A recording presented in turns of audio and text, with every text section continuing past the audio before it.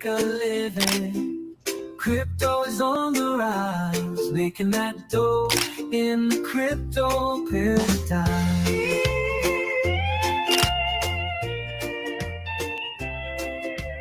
Watching it go, buying low, selling high. Riding the wave, I'm here to stay, living in the digital age. No banks, no fees, just decentralized. It's crypto paradise. Ooh.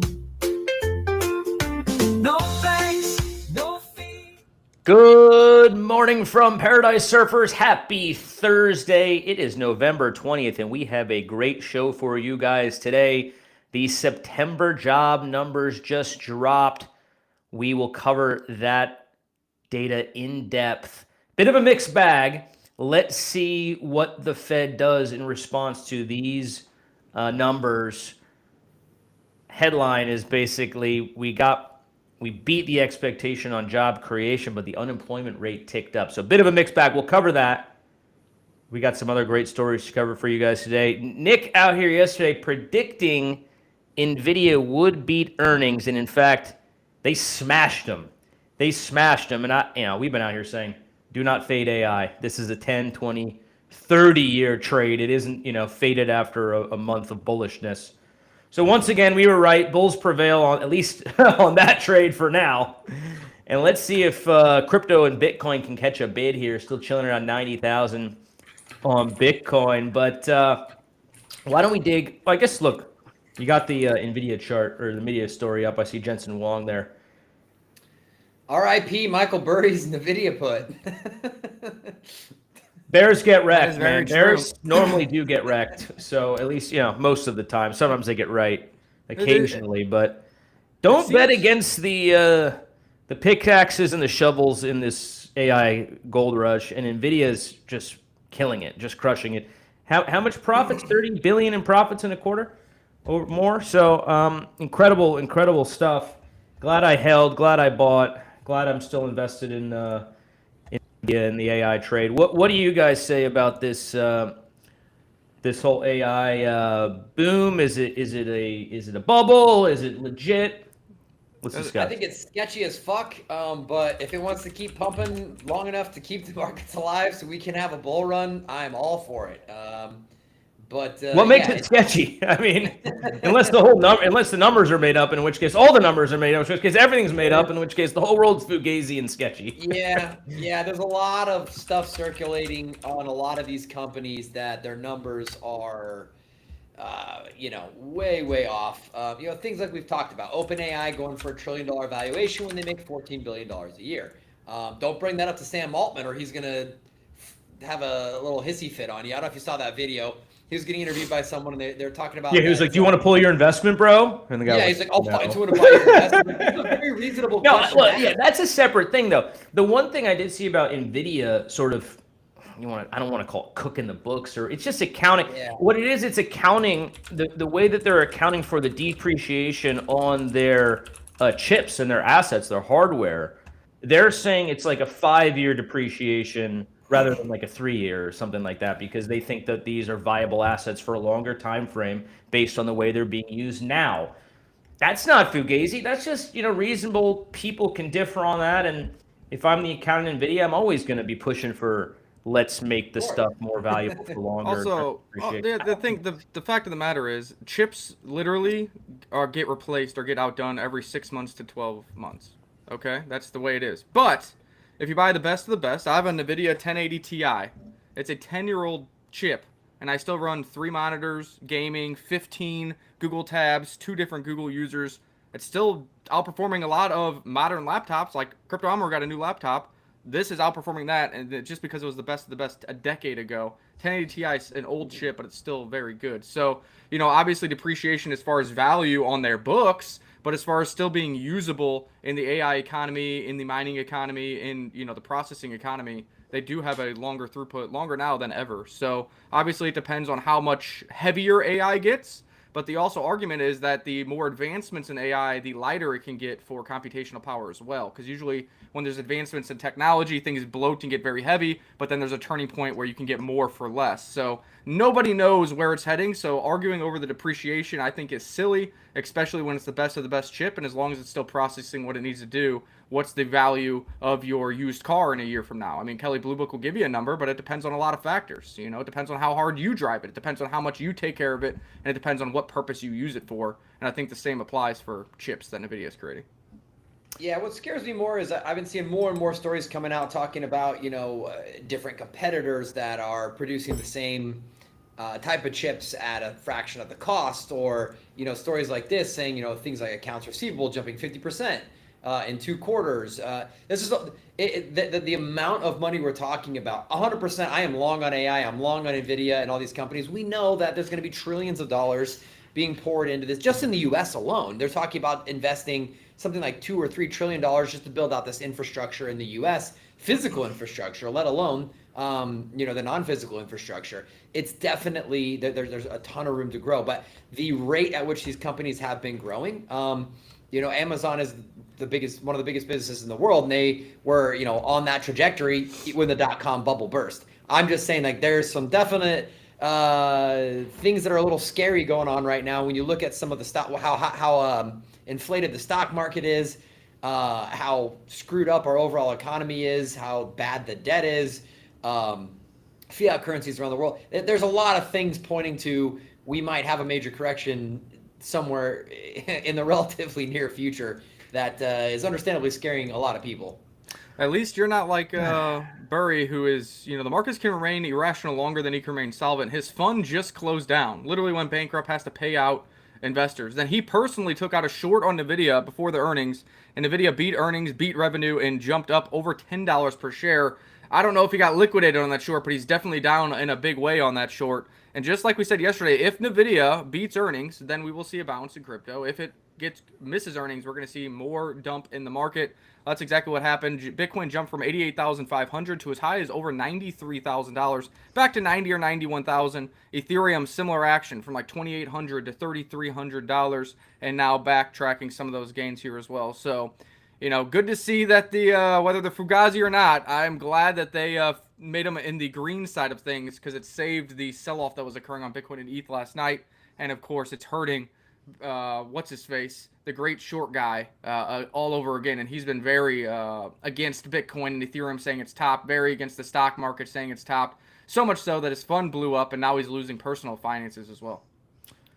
It rarely pays to be short. If you look at the short sellers, they don't do well over a long period of time. They can get it right here and there for sure, because there are times when the market's overheated or they identify a misvalued company and they can get it right. But oftentimes, look, the markets goes up over time, guys. It's not that complicated. It's because of the debasement of the dollar. It's because every 2 weeks the entire white-collar workforce is essentially forced to put money into the markets through their 401k. So I don't see how short sellers are going to outperform just long-term buy and hold kind of bullish guys like myself. Now, look, will every company in the AI sector do well? No, of course not. There's going to be a lot of trash. There's going to be a lot of overvalued startups that essentially don't make any money, that for some reason investors are tricked, essentially, I would say, or manipulated into investing a whole lot, and they become extremely overvalued, and they may blow up, and a lot of them probably will blow up. I don't think that's NVIDIA, though. I don't think that's the story of NVIDIA. I think NVIDIA is an incredibly successful company that has one of the best businesses in the world and just made $30 billion in profit in a quarter. So, to me, look, be sure, it's Fugazi, the books are cooked. Well, you know what? The markets disagree. We like this company. AI trade isn't going anywhere. And unless you're holding some random shit AI company that's super tiny, some random thing, you're holding the big ones, you're holding the Magnificent Seven, I think you're just going to continue to outperform. Certainly, you're going to outperform buying and holding cash, or just holding cash. That's for sure. You won't outperform Bitcoin in the long run, though. You will not outperform Bitcoin, because I think still Bitcoin is the best asymmetric bet in the entire market, even though right now it doesn't seem that way. Let's look back in a year from now, and we'll see which did better, Bitcoin or NVIDIA. Yeah, absolutely. I mean, that's going to be a fun race to watch the next couple of years. Obviously, market agreeing with you on that statement, and this is an old story, but it might have pumped more since then. Maybe you can pull up the chart, Hitman, but NVDA pumping 6.5% almost immediately off of the earnings news there.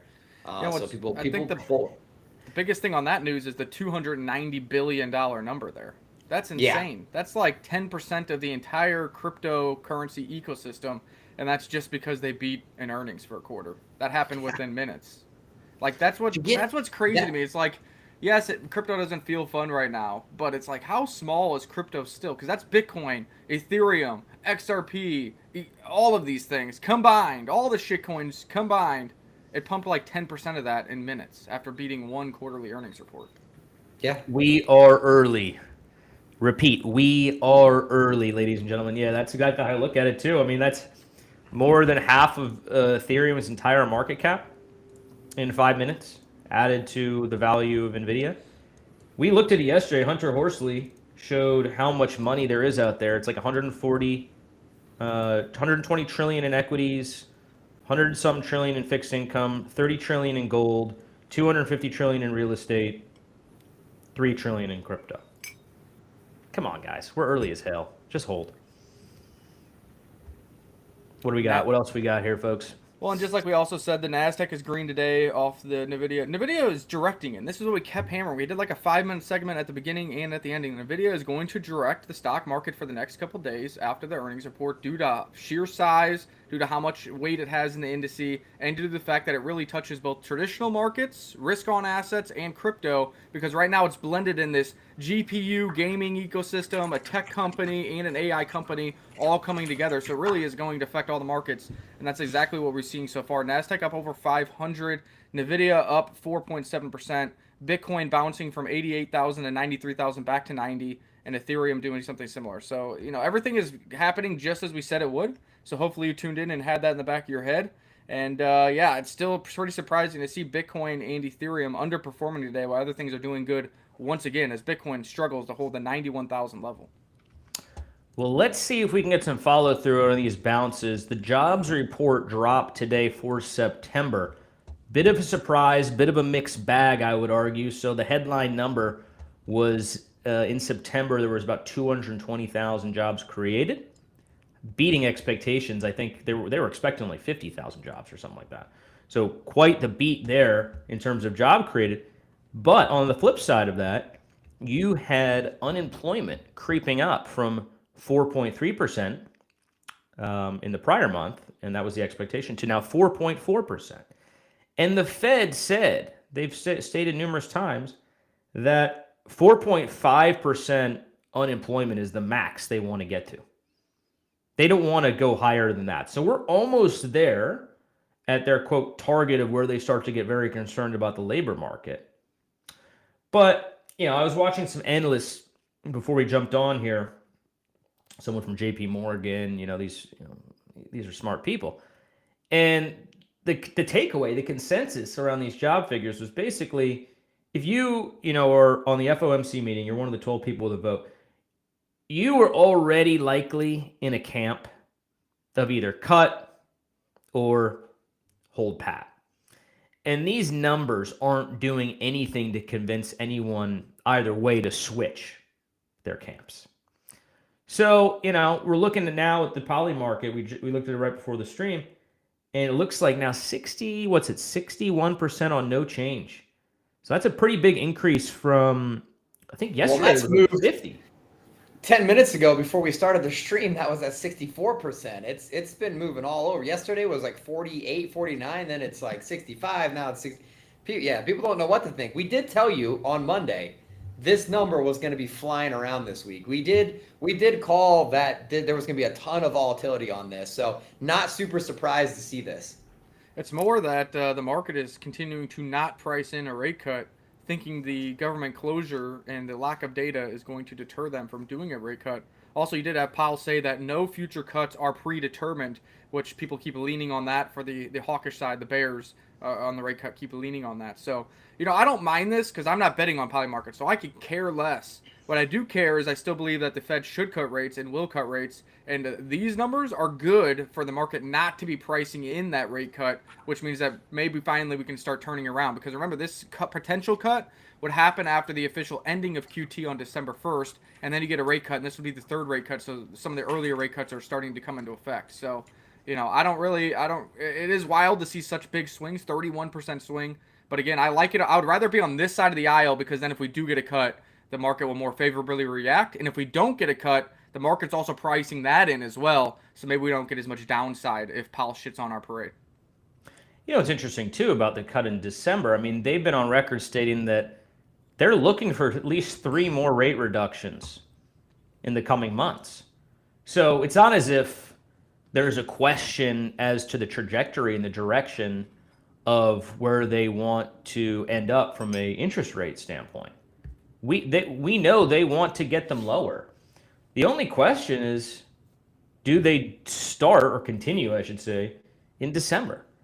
So, you know, for everyone freaking out, worried about, rate cut, and we talk about it a lot, obviously, the overall trend, the direction is lower rates. They all want that. Some are just being obstinate and still worried about the phantom inflation caused by tariffs, which is a most fugazi story we've probably covered in our year and a half of doing this show. So they want to get there to lower rates. Let's see. It's not priced in if it happens. I do think they need to cut the rates. But you know who is going to ultimately push them over the line? Even if it's not Powell, it's going to be our boy Christopher Waller. Shout out to our boy Christopher Waller. I don't know if you have that story. We've been talking about Christopher Waller for, a month now. But reports are leaking that Trump is looking to nominate Christopher Waller as the next head of the Fed. Do we have any more further confirmation about that, or just pure rumors at this point? Oh, you're muted. Let me unmute you. It was Manny. Oh, I thought I was sharing here. Sorry. There we go. Yeah, I mean, I've seen this on a dozen pages today. This exact story, or this is another popular one. Trump, saying he's going to decide the next chairman before Christmas, and everybody is saying it's Waller. I mean, that would be pretty good timing for everything that we've been talking about in all the macros. You get QT ending December 1st, you get a potential rate cut early December, and then you get an announcement that, hey, Powell, enjoy it while you can. Thanks for finally cutting rates, but you're still too slow, so I'm going to put Waller in power in May, and it's something for people to look forward to. Yeah, I was on this when he headed up a conference along with a bunch of the biggest crypto companies in the world. Chainlink was there. I believe Cardano. I mean, a bunch of the big names were at this conference, and Christopher Waller was the featured speaker on behalf of the Fed, and he basically went out and stated the Fed is looking to integrate more blockchain technology into their systems. That was kind of the takeaway. And when that happened, I felt like everything's lined up. We know he's a known dove. He was out preaching and a proponent of a rate cut even before we got it in September. So he's been out in front of that. And then you add to the fact he's pro-crypto, which we know this administration is. I just felt like he was the surest bet for replacement. So let's see. Right now it's just a rumor. It's funny how as much as I love X, you found wonderful alternative news on X. But sometimes the downside of that is a lot of it just unsubstantiated rumors. I mean, there's no editorial sort of process there. Yeah, if you see it someone before, could lose their job for printing a fake story. So this could easily be a rumor that spreads like wildfire, and we just got it wrong. Yeah, if you see them early and you see them before Gronk can, reply to them or give you the facts, then yeah, you're just going on a whim. Yeah. Hey, nothing wrong with a little speculation. Keeps things spicy, keeps things exciting. It also keeps things exciting. You guys, loyal viewers, tuning in every single day. We appreciate you guys. We hope you give you sort of a daily dose of hopium, a daily dose of fun. These markets are brutal. You got to find some entertainment, some fun somewhere, and we're just trying to bring that to you guys. Good morning, everybody. Good morning. Today. Dude, Trump is hilarious. Like, he's genuinely funny as hell. And I used to not like his personality because I was like in my little liberal bubble, I guess, or something. But now, like, I get it. I get his jokes, and they're actually hysterical. And he's doing them like off a whim too. And this isn't like, some people used to be like, oh, is Trump dumb? But then when you really listen to him, everything is precise and done and said on purpose. And he's trolling you without directly doing it directly to your face sometimes, or sometimes he just comes out right and says it. But what's interesting, he's doing this in the U.S. Saudi investment forum, and he feels so confident to do it here because we just found out that they were going to do a $600 billion investment in the United States, and they actually upped it to $1 trillion just a couple days ago. So that gives you confidence to say it as it is and say, you know what, I'm fucking right. I got these people going from a $0 investment under Biden, $600 billion under me, and a couple months later they're upping it to a $1 trillion investment. So I think I'm the good guy and you guys are the idiots. And that's pretty much what he's saying. And so far he's been proving that right. That's also what's helping stimulate things here in the United States is trillions and trillions of dollars of investments. And these tariffs have been a big proponent of that, getting businesses to come over here, build new factories, which provides new jobs for the American citizens based on the fact of, all right, you can stay over in China, but you're going to pay 100% tariff, 150% tariff, or you could build here and get our workforce and get our support, but you got to invest in us here in this economy. So it's all playing out just like he said it would. And even though CNN and all the CNBC and everybody doubted it, he's sitting here 6 months later, 8 months later, and saying, well, I was right. And guess what? You got over 3 more years with me. So suck it up, Buttercup, and let me do my thing. Yeah, speaking of right here, massive $1 trillion investment coming from, who is this from? Saudi Arabia. That was Yep. that was the conference he was speaking at, and that's why he was so confident. Is just like, dude, they just gave us another $400 billion, so fuck off. Yeah. I'm done betting against Donald Trump, man. If you guys are still betting against Donald Trump, he keeps proving the haters wrong. He keeps proving the doubters wrong. And that's why, look, I'm still bullish on this market. We got a midterm coming in exactly 1 year from now, actually a little less. And you better believe he's going to do everything in his power to juice the economy and the markets to make Americans feel good going into that election. And if you think he can't do it, look at everything else that's been done. And then ask yourself if this guy's not a doer, proving all the haters wrong. So I'm done betting against Trump. This guy's killing it. You don't have to agree with everything, but man, there's a lot of positive stuff happening. I do hope that once they bring in all this foreign investment, whether that's from companies that are re-onshoring jobs and re-onshoring factories, or whether it's sovereign nations like Saudi upping their investment to $1 trillion.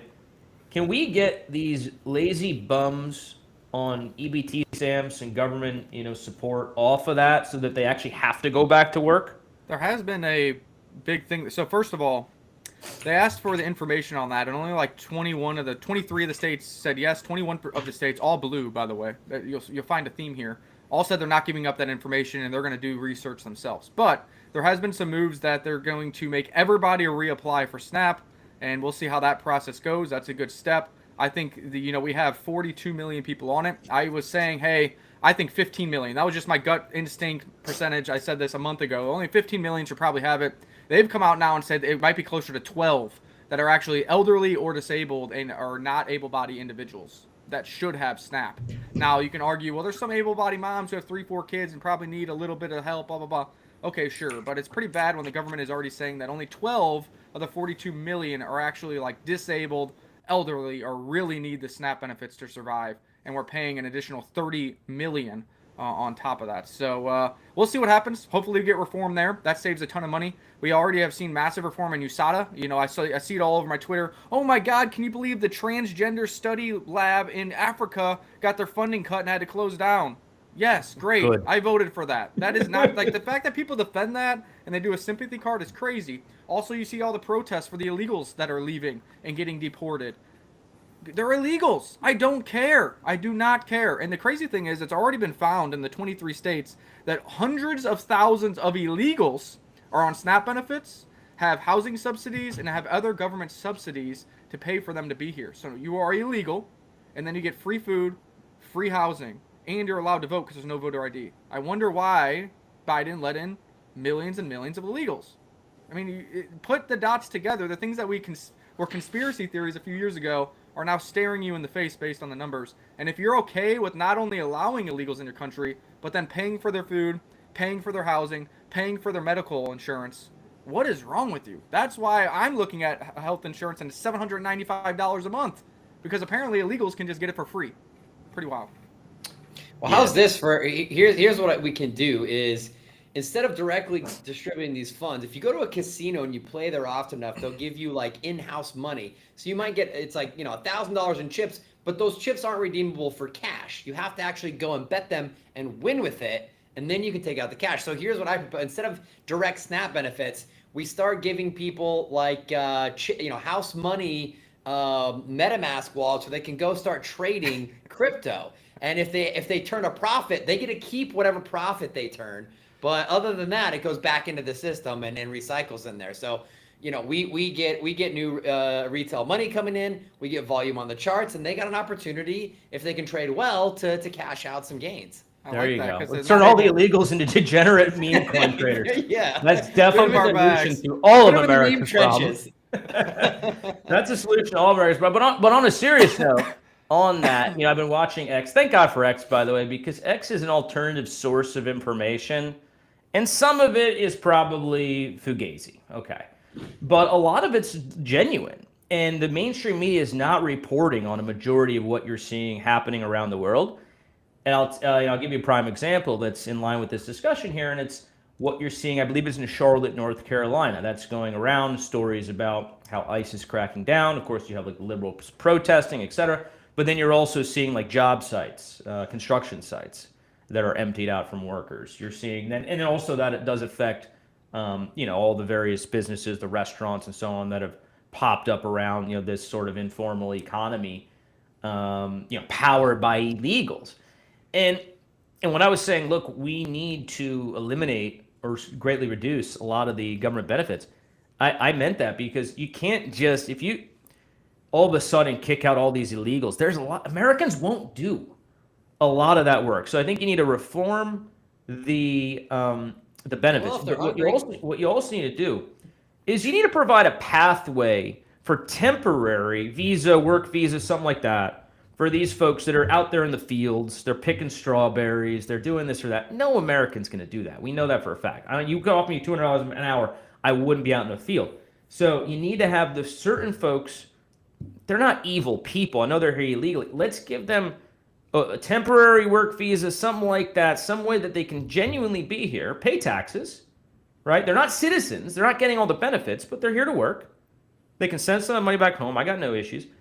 But, otherwise, you're not going to find Americans in a field. Right, and you can't subsidize illegals.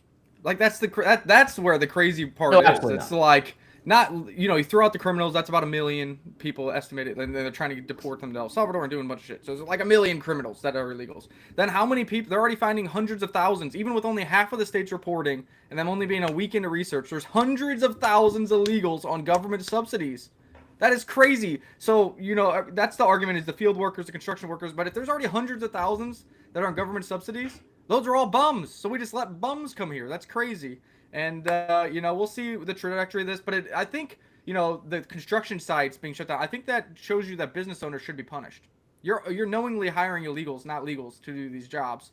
We're also seeing the empathy card of, oh my gosh, I'm a teacher and I normally have 20 students, and this morning I had 5.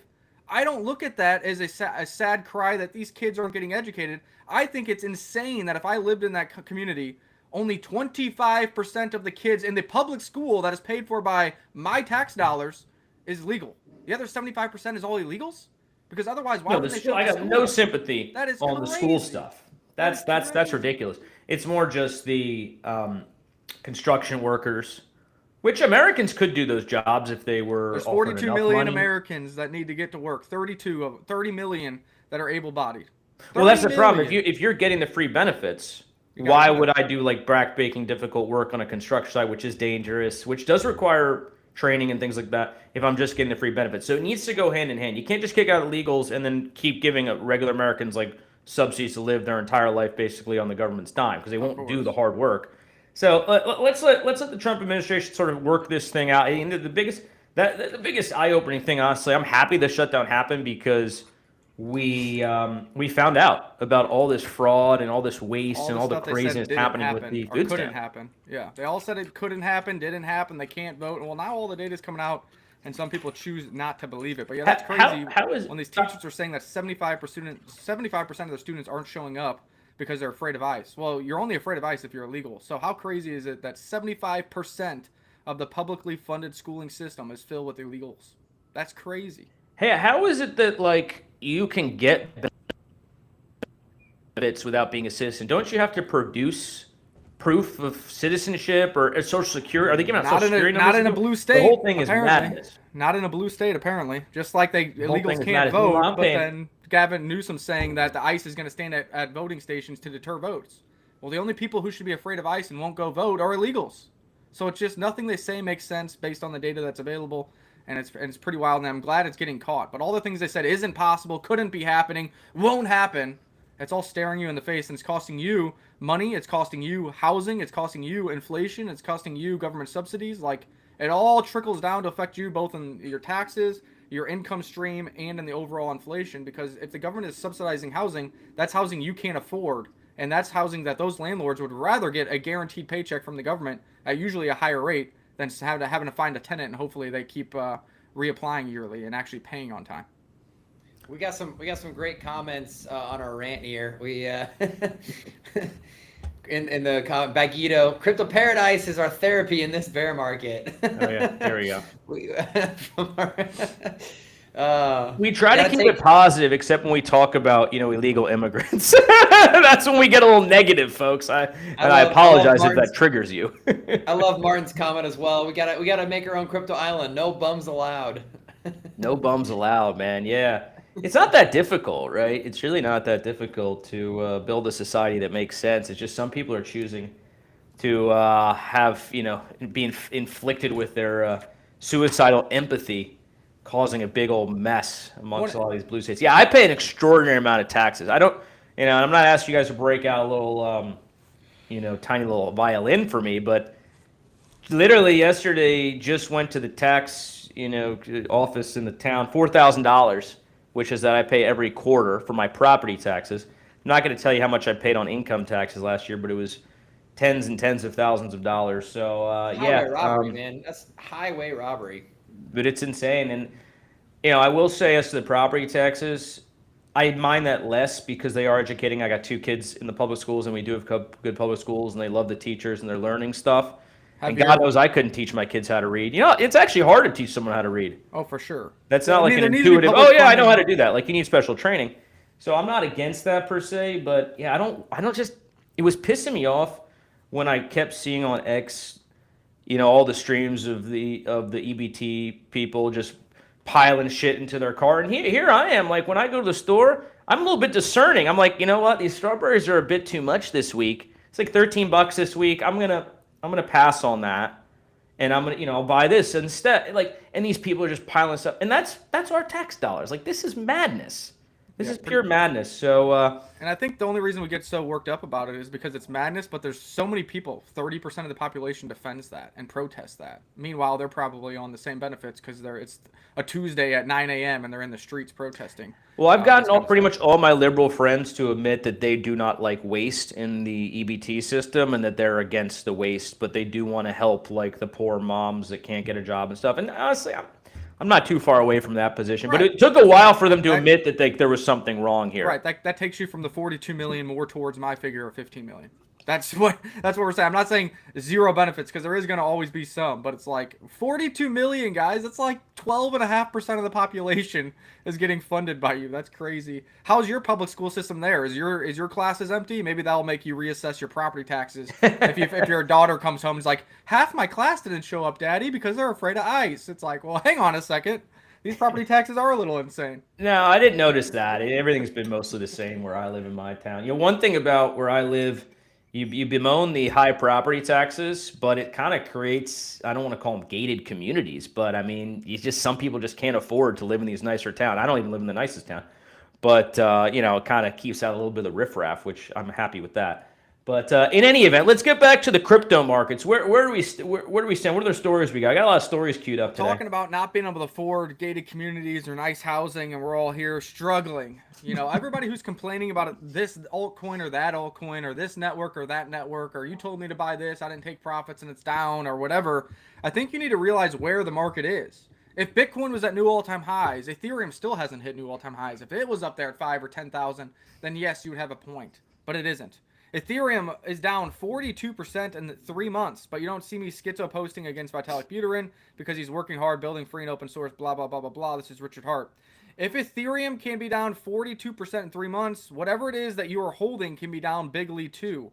If you spend time spreading the word about the technology you like, virtues, instead of schizo posting, you'll feel less dumb when the price goes up and when you were crying. That's what we try to do here. We're remaining bullish based on the fundamentals that we see, and fundamentals are leading price in crypto right now. But the bigger edge of this tweet, in my opinion, is if you're complaining about this altcoin or that altcoin, or you're complaining to us that, hey, we told you to buy this and it's down, or this is down, or that is up, everything is going to be down when Bitcoin is $88,000 and Ethereum is down 42% in 3 months. Ethereum is the biggest proxy for altcoins, the second largest crypto in all of the ecosystem, and it's down 42%.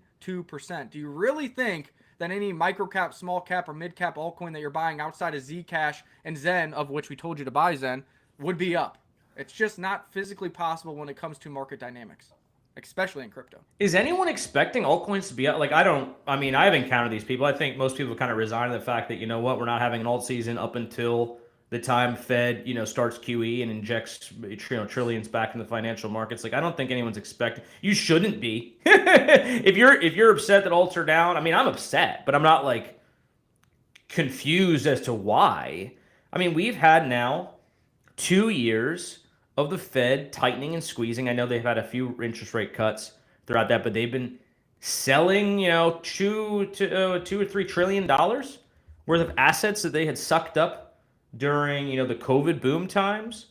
They started buying during COVID to buoy the economy, and then they started selling once inflation got out of control. And they've been selling for 2 years.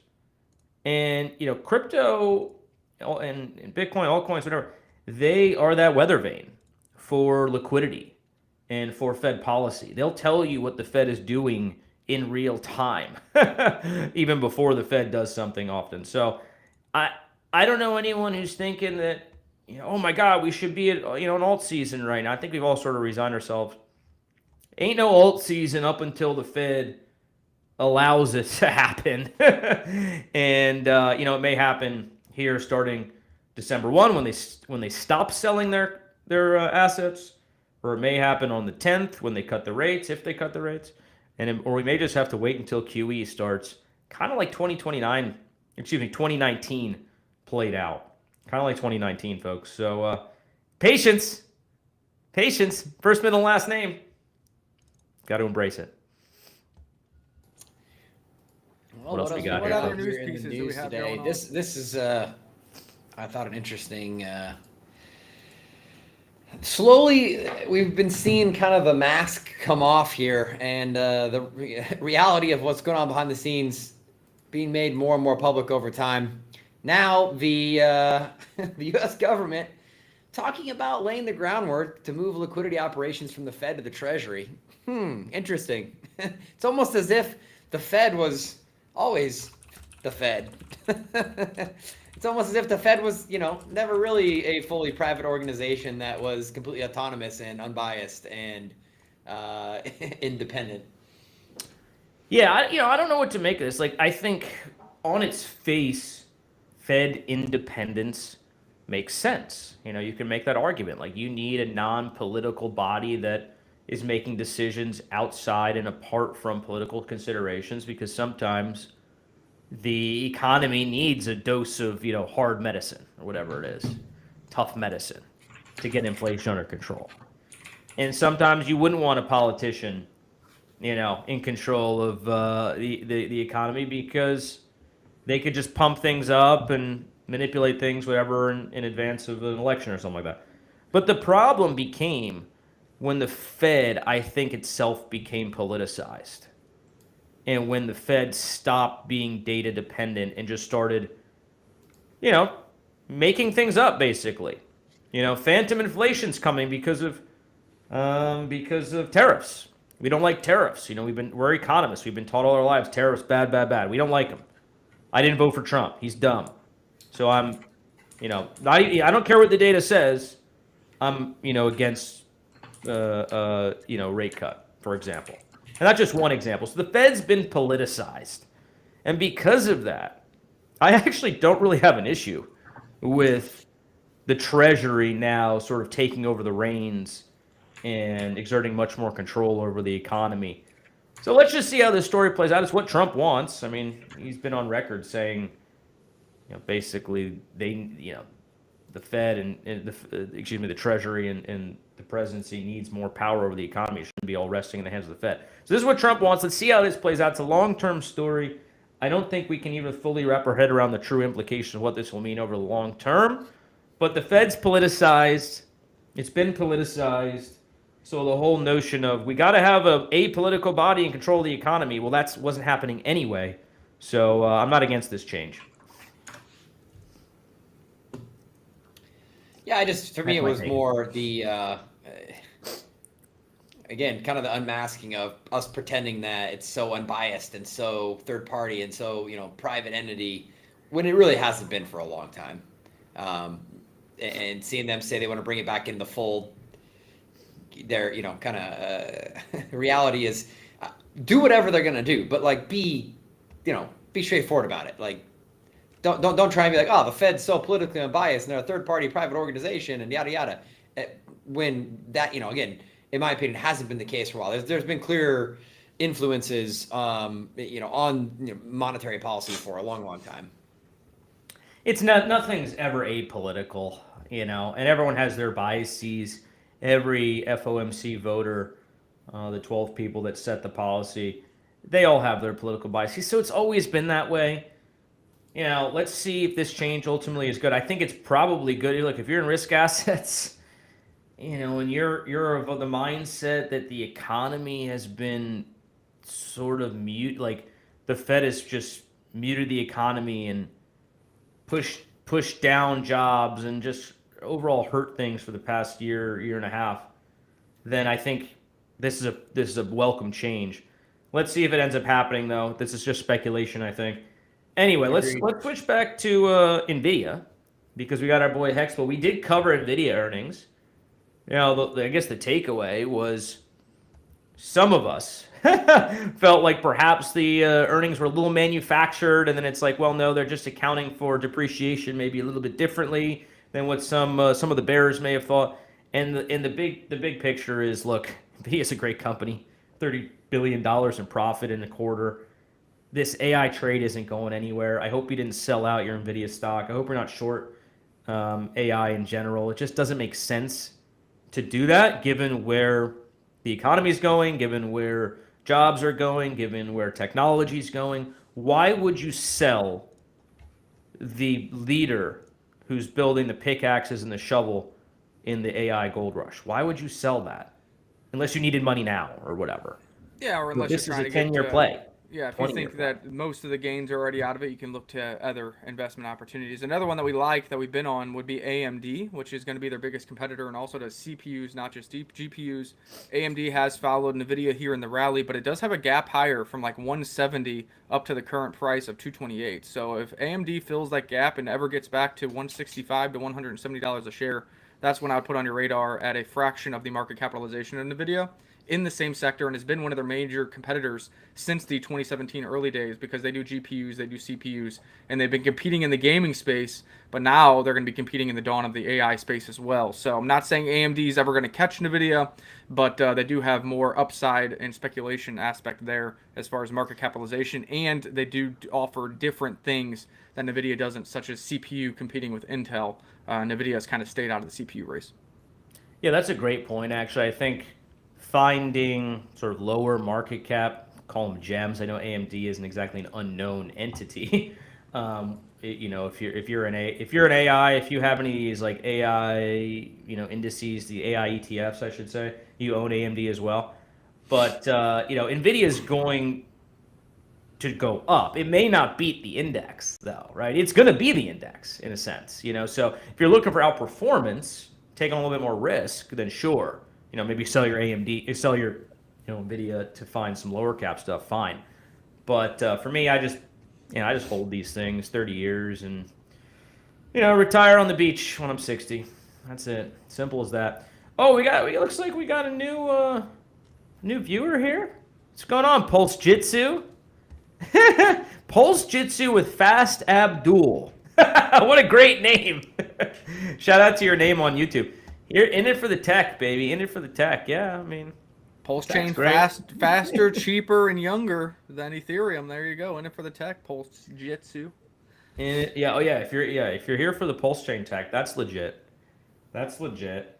The problem with being in it for the tech from a crypto standpoint is, I don't know if this market was ever really driven by tech so much as it's driven by narrative, so much as just driven by momentum, so much as driven by influencers and attention. You know, how many times have you seen projects with zero tech? I mean, look at Zcash. Is anyone like, maybe that's a bad example because Zcash does have some good privacy tech, and I guess given what's happening with like Europe and what's happening, they're trying to like get these, you know, digital, you know, government issued digital assets where they can trace all your stuff. So maybe that's a bad example. But memes, that's a prime example. Memes were never about the tech. So I don't know. The tech, people are in it for the tech.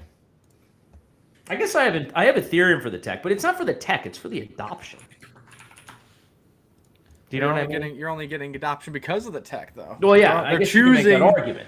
But how many pillars have better tech because it's faster? Right, and cheaper? exactly. That's what I was gonna say. You can argue that it doesn't have the best tech, but it does have the longest standing, lowest downtime tech out of competitors. You know, Pulse Chain's too new to be on there. Arbitrum and Polygon doesn't have the liquidity. Solana has too much downtime. BSC chain has a criminal CZ. So it's like, okay, we'll go with Ethereum. You know, it's US based and it's been running the longest with the least amount of downtime and is kind of the creator of the tech. You know, so I see what you're saying there. Well, I thought this fit in well with our Pulse Chain shout out. RocketX, one of the largest multi-chain aggregator dexes out there, tweeting this out today. Maybe this is where some of that money that Richard Hart's been, some of those funds Richard Hart has had his hands on that we've been waiting for being deployed, has gone into some marketing potentially. RocketX tweeting out, should we integrate Pulse Chain? The great image of a damn 190 million chain liquidity in the Pulse Chain, the poor city below. I don't know. What are you guys' thoughts on this? This is just a random. It seems a little too sus to be random that RocketX of all times now decides to tweet about Pulse Chain integrations. Yeah, I mean, I guess you really never know, because I will say, like, the Pulse Chain community, even though they've been shit on for years, there's still been money to be made. Like, we got in PTGC at 1 and 2 and 3 million.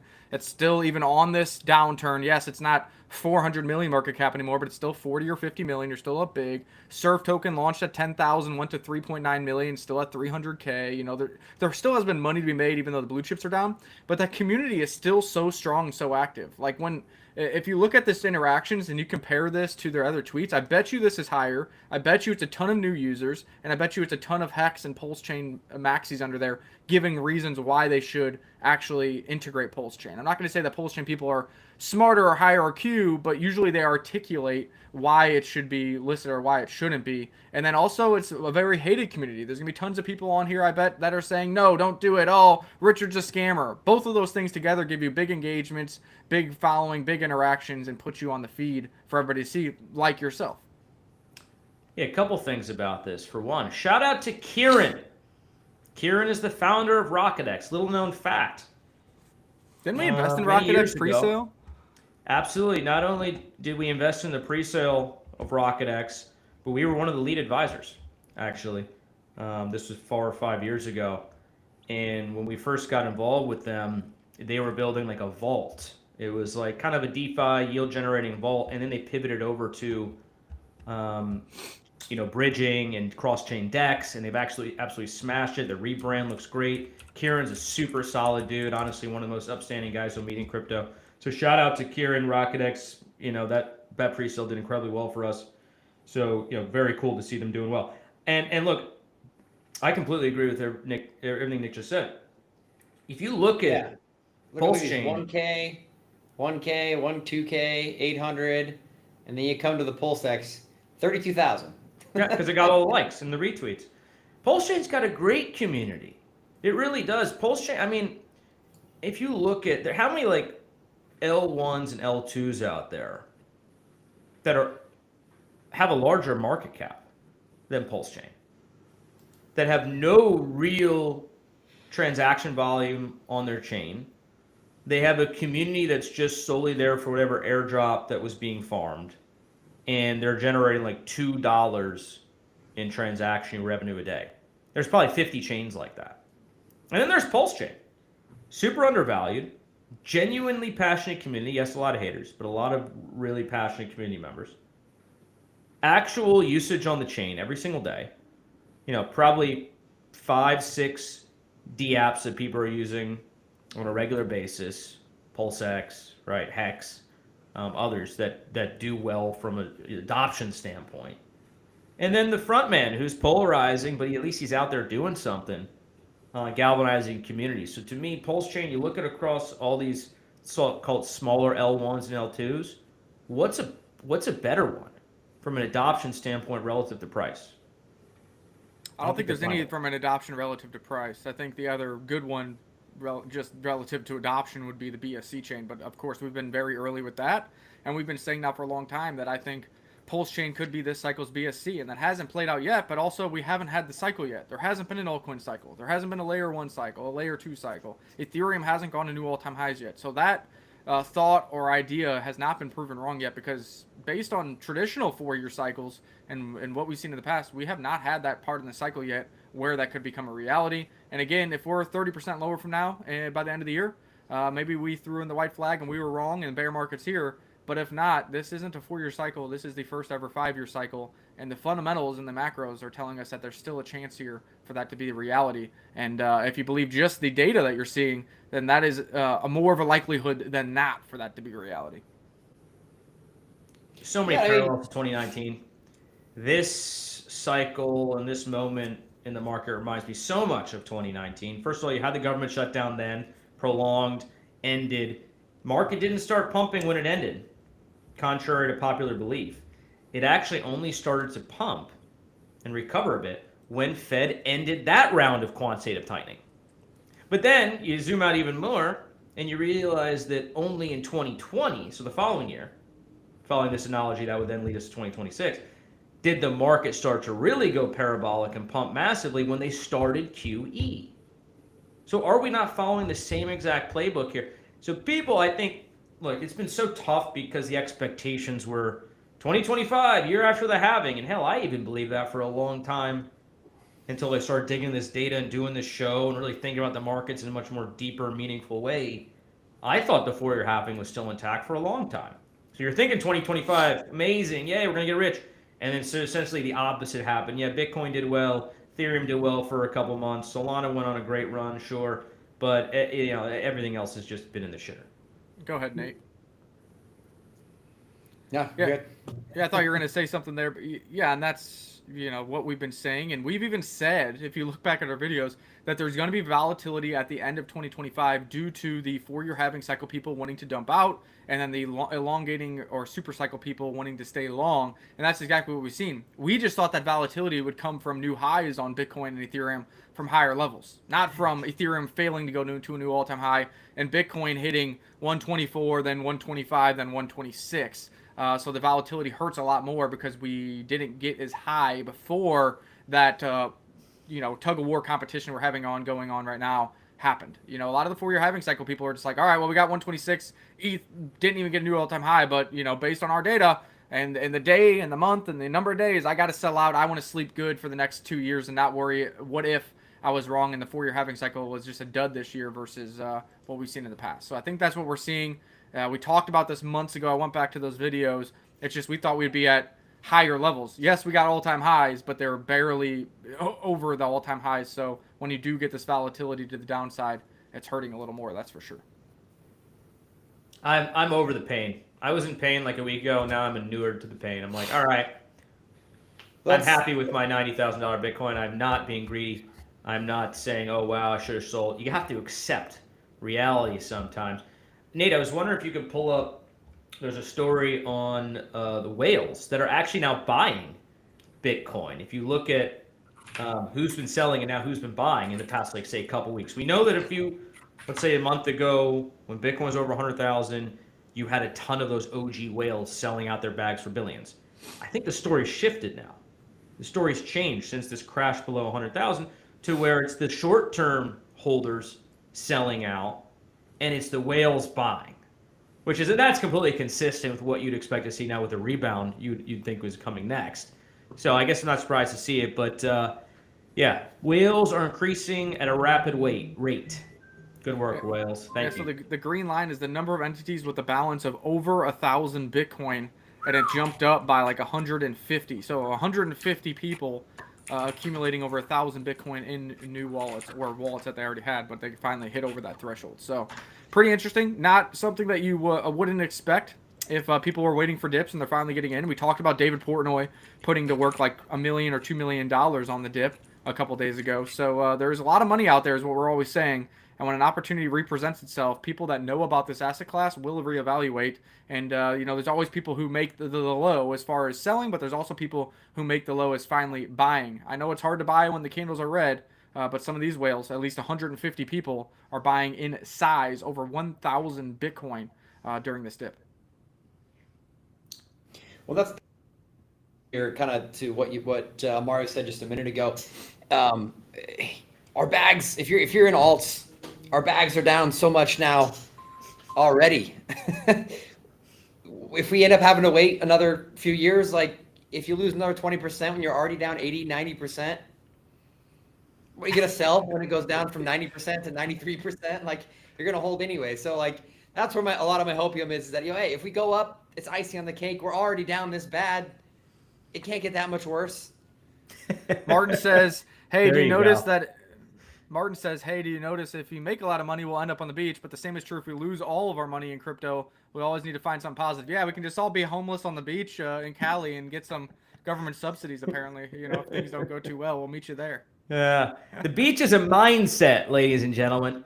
The beach is a mindset. You guys know I'm not actually on the beach at all times, despite my best efforts to get there more often. But it's a mindset, guys. It's just about being positive. You can't survive in these markets for 8, 9, 10 years, that's what it's going to take if you guys want to make generational money. You got to be in these markets for a long time, and you're going to go through these periods. I mean, God knows how many 30% crashes have we all lived through.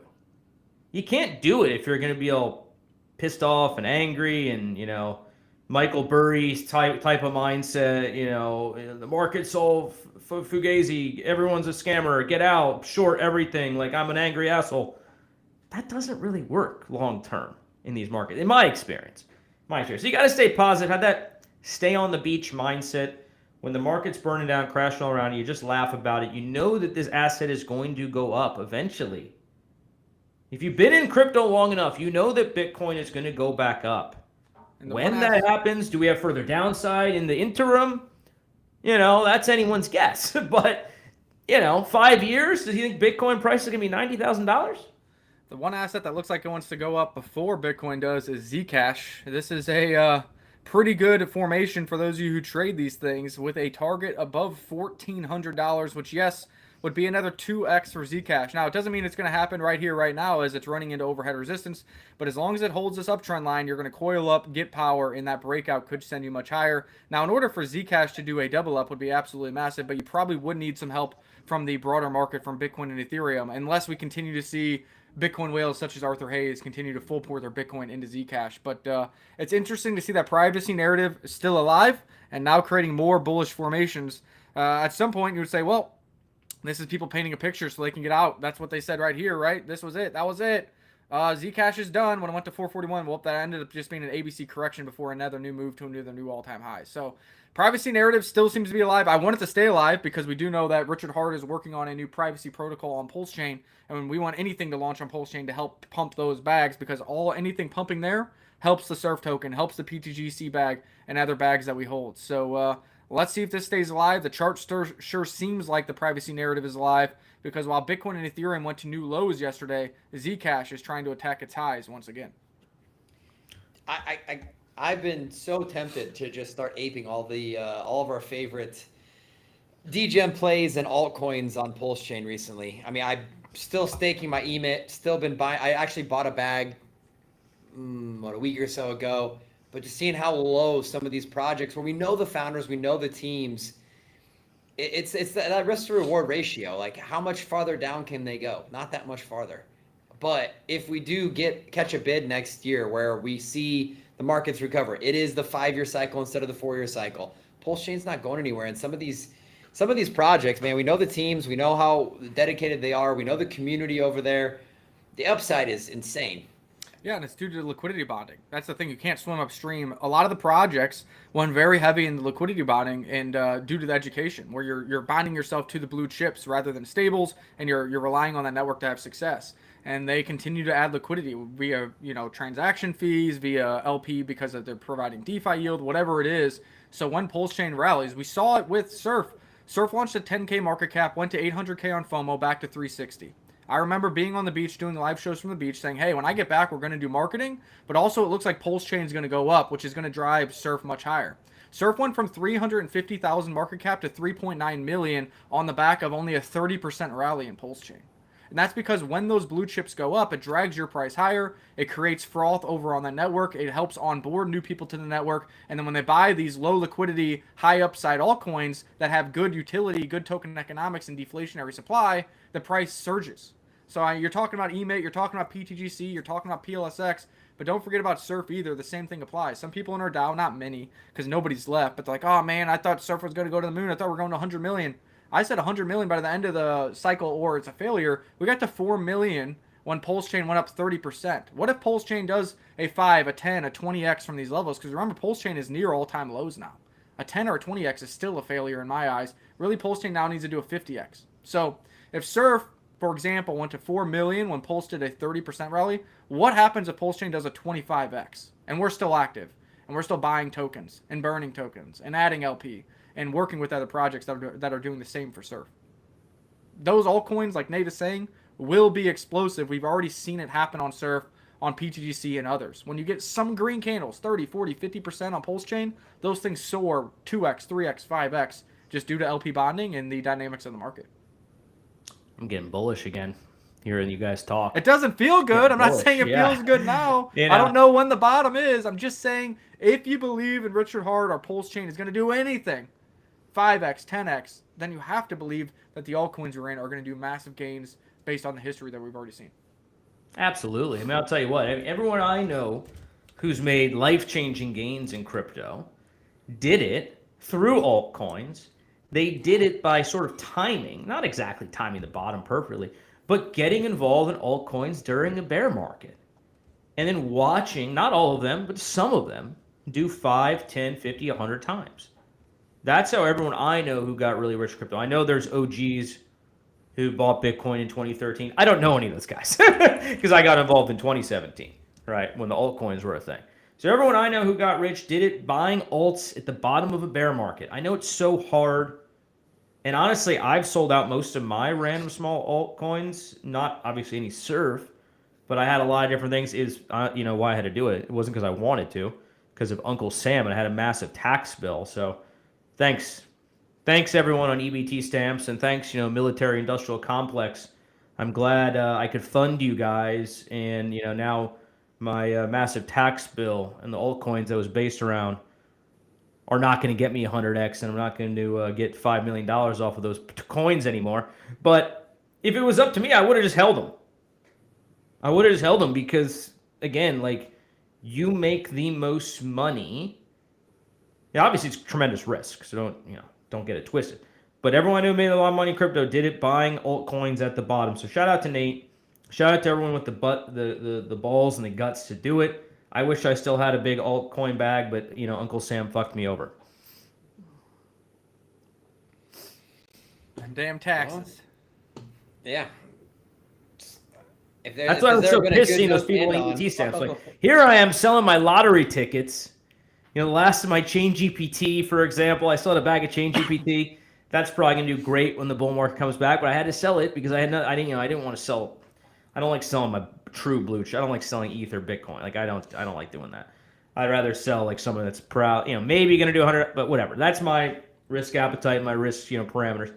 Had to sell Chain GPT. Had to sell a bunch of these ones that they could definitely come back and do 100 times.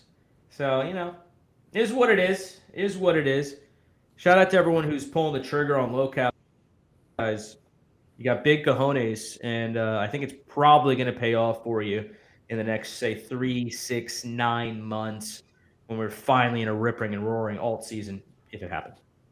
Right, that's what the fundamentals would have you believe. That's what the macro would have you believe. So, again, we could be wrong. We did say there was going to be volatility. We just thought prices would get higher before this volatility came because of the 4-year halving cycle, people self-fulfilling prophecy wanting to sell out. So the timing on that did happen, just getting deeper than we thought due to us not really being to that high of levels.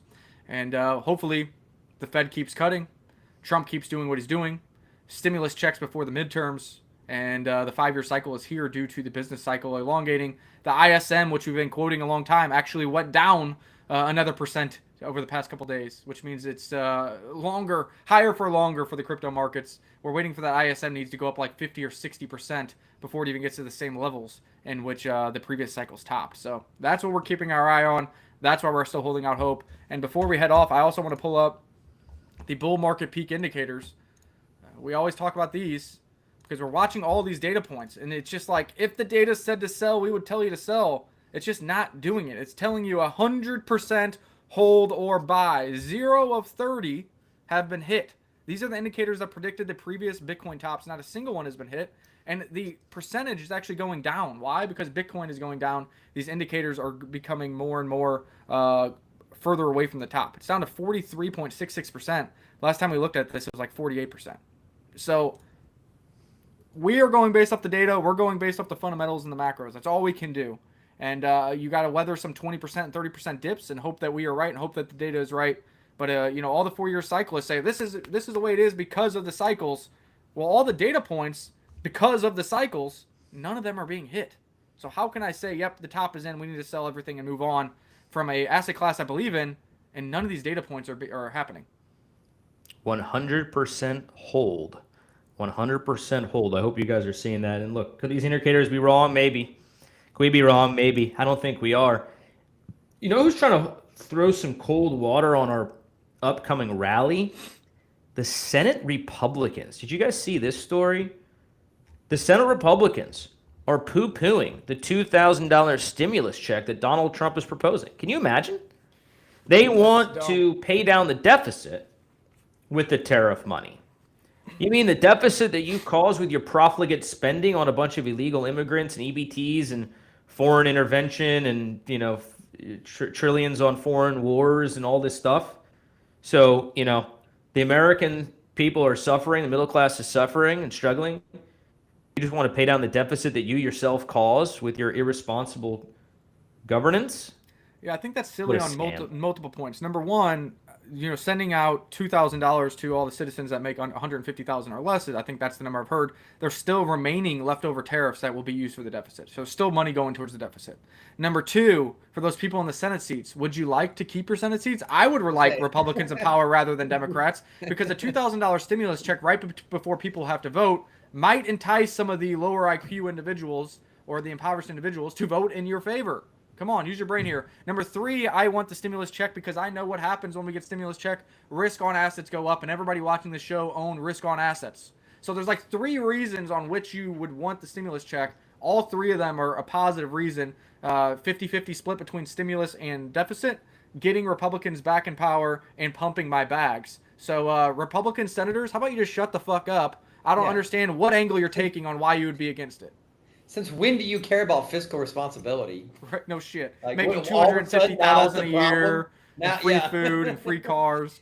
How about that? How about you pay your own car bill, and then I'll give a shit about what you think should happen. The good news is that the Senate Republicans do not control the Republican Party. They don't control the narrative. They do not control the outcomes. I think you guys know who controls those things. DJT. And if DJT wants something, he normally gets it. So don't bet against Trump. That was a theme from earlier in the show. My guess is he gets this done as well. And, maybe there ends up being some compromise on it. Like you said, like Nick said, ultimately some of the tariff money does go down to paying the debt, or maybe they say, okay, only citizens with, $100,000 and less, income, whatever. They'll figure out a way to get this done from a compromise standpoint. But yeah, it would be terribly politically, it would be terrible economically. I can't wait for the Dems to come out against helping out average everyday Americans, because they'll find a way to hate it. It was Donald Trump's idea, wasn't it? They'll hate it. The only downside I do see to it, and maybe they need to put this factor in there, and you probably would save a lot of $2,000 payouts, is the very people that we're complaining about. Those who are on SNAP that shouldn't be 42 million Americans. Those who are on government subsidized housing. Those who are getting free Medicare, because remember, I got to pay $7.95 so you can get it for $50 a month. Those individuals currently would fall in the parameter to receive even more money and get the $2,000 check. And the people that are in the middle, those who are making $60,000 to $150,000, or even those who are making $150,000 to $400,000, you're not going to get that check, or you're going to get a lower amount of that check. So I do think the only negative that I could see is you're further incentivizing bums to be bums, and each and every one of them, under current guidelines, would in fact get more government subsidies with the $2,000 check, while those in the middle class and in the upper middle class might be left holding the bag once again. I don't mind when the bums take their $2,000 check and full port it over into the crypto markets, though. Go to Coinbase.com. Maybe we got to get a flyer. Trump, put a flyer in there, a Bitcoin Coinbase flyer in the check, and see people do that. I mean, we joke around, but that's what happened during the last period of time when the government was sending checks to everybody. Nick talks about this a lot. $1,200 checks. Coinbase saw a record amount of $1,200 deposits, over the course of those months.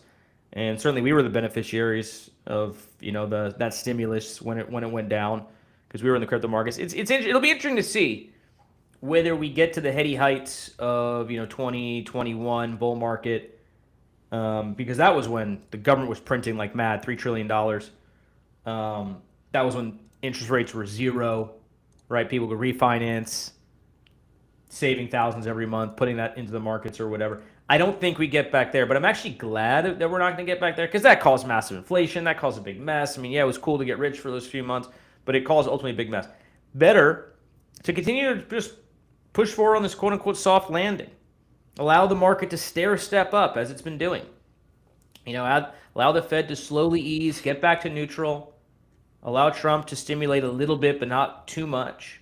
That would be perfect best-case scenario, and that's how we end up $250,000 Bitcoin over the course of like a 12-month period, rather than that 70% jump in a couple months, which I think is ultimately the slower, steadier approach is better for everybody. But let's see how it all plays out, ladies and gents. We will continue to follow and monitor all stories related to crypto and to outside of crypto.